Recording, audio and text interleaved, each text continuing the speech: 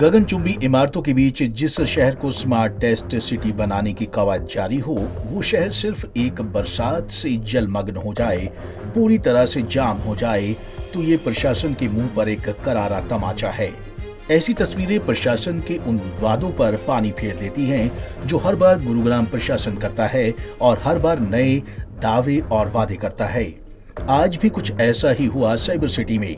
सोमवार को हुई बारिश ने शहर को पूरी तरह से डुबो दिया, तो वहीं आज मंगलवार को गुरुग्राम प्रशासन के होनहार अधिकारी एक बार फिर इकट्ठा हुए और इस सब के लिए बारिश को ही जिम्मेदार ठहरा दिया। गुरुग्राम में ऐसा पहली बार नहीं हुआ कि पानी से गुरुग्राम प्रशासन के अधिकारियों के पसीने छूटे हों। हर बार ऐसा ही होता है, लेकिन इन प्रशासनिक अधिकारियों को तो देखो, इन्हें तो जैसे कोई फर्क ही नहीं पड़ता। आज एक बार फिर निगम कमिश्नर और मेयर ने अधिकारियों और पार्षदों के साथ बैठक की, मंथन किया और ये जानने की कोशिश की कि आखिर ये जलभराव क्यों हुआ। लेकिन काश ये अधिकारी इस तरह से कमरों में बैठने के बजाय धरातल पर काम करते तो शहर की आज ये हालत ना होती। लेकिन फिर भी देखिए, जो नगर निगम कमिश्नर साहब पहले दावा करते थे कि शहर में ऐसे प्रबंध किए गए हैं कि चाहे कितनी ही बारिश बरस जाए लेकिन शहर यूं ही चमकता रहेगा, अब वही कहने लग गए कि ये सब तो ज्यादा बारिश की वजह से हुआ है। एक तो इंटेंसिटी ऑफ रेन ज़्यादा थी, जो पिछले 15 घंटे के अंदर 165 mm रिकॉर्ड हुई है। IMD के डेटा के मुताबिक 185 mm है। तो परंतु ड्रेनेज सिस्टम जो था, जो GMDA के द्वारा जो ड्रेन मेंटेन की जाती है, बादशाहपुर ड्रेन, उसकी भी अब की बार कैपेसिटी बढ़ाई गई है।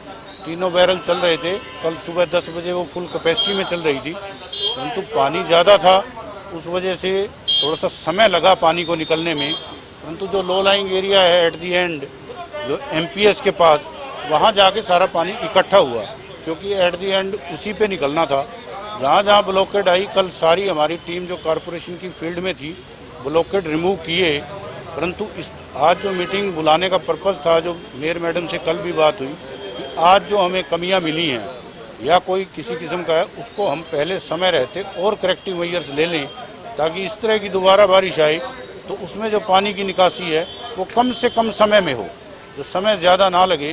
क्योंकि कल 5 बजे बारिश हुई है तो रात को 11 बजे सेक्टर 10 का पानी पूरा ड्रेन आउट हुआ है, तो 6 घंटे का समय लगा। हमारा प्रयास यही रहेगा कि किसी भी इलाके से 2-3 घंटे तक पानी निकल जाए। काफ़ी काम हुआ है। काम होने के बाद जैसे रेन आई है, उससे हम अगला लेसन लिया कि कल कहाँ कहाँ कमी रही। वो कमियाँ जैसे एल्पाइन स्कूल के पास थी, कई जगह नई कच्ची ड्रेन भी बनानी पड़ी, पानी निकालने के लिए नए रास्ते खोजे गए, वो कल ईजाद किया गया। और जो अगली बारिश आएगी, निश्चित रूप से उसको बड़ी सक्षमता से और अच्छे से निपटा जाएगा। ये तो थे नगर निगम कमिश्नर मुकेश आहूजा। अब जरा शहर के मेयर साहब को सुनिए, उनका तो तर्क ही अलग है। वो तो शहर के नए और पुराने में बांटने लग गए और सारा का सारा दोष ड्रेनेज सिस्टम की छोटी पाइप पर डाल दिया। एक्चुअली क्या है कि इस जल भराव का हम पिछले साल भी जो हमारा हुआ था, उसके बाद हमने एक कमेटी गठित करी थी GMD के साथ मिलके। तो उसके साथ हमारी 2-3 मीटिंग्स भी हुई हैं, जिसमें मैंने अपने पार्षद साथी भी रखे थे, कई अधिकारी भी मैंने नियुक्त करवाए थे कि इस चीज़ को हैंडल करेंगे, और वो बड़े अच्छे तरीके से हमारा काम चल रहा था।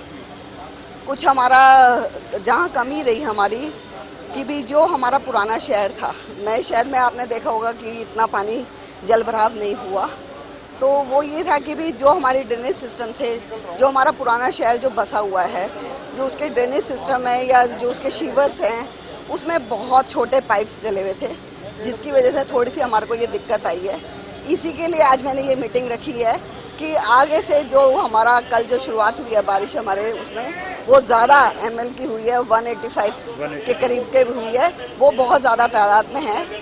ऐसी बारिश अगर हमारे चंडीगढ़ में भी होती तो वहाँ भी इस तरीके का ज़रूर होता, मगर ये कि इसको ना हो के आगे के समय के लिए मैंने ये आज मीटिंग बुलाई थी कि ये मीटिंग हमारी इसीलिए थी कि हमारा जहाँ भी कमी रही है, कहीं भी हमारा कहीं ब्लॉकेज रही है या कुछ भी रहा है, तो आने वाले समय में हमारे को इस स्थिति का सामना ना करना पड़े। वहीं पार्षद अश्विनी शर्मा ने इस सब के लिए हरियाणा सरकार को जिम्मेदार ठहराया, सरकार की नाकामी बताया।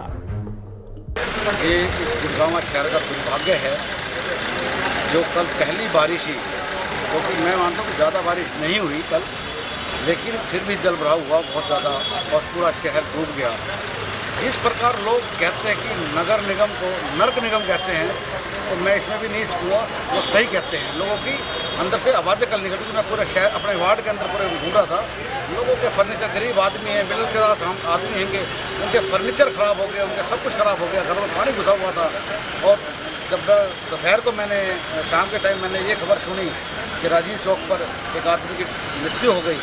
बड़ी शर्म की बात है कि 7 साल का जो विकास है, बीजेपी हाय हाय करने लग रही है, बीजेपी हमने ये कर दिया वो कर दिया, कुछ नहीं है। मुख्यमंत्री हर दूसरे दिन इस नए रेस्ट हाउस में जो हमारे PWD B&R के मंत्री थे, जिन्होंने बनाया इसको 5 स्टार, हर दूसरे दिन मुख्यमंत्री यहाँ के रेस्ट करते हैं। उन्हें शहर से कोई मतलब नहीं। ये गुड़गांव शहर एक ऐसा है जो पूरे हरियाणा को टैक्स देकर पूरे हरियाणा को चलाता है, लेकिन इस हरियाणा के बारे में ये बीजेपी सरकार कुछ नहीं कर रही।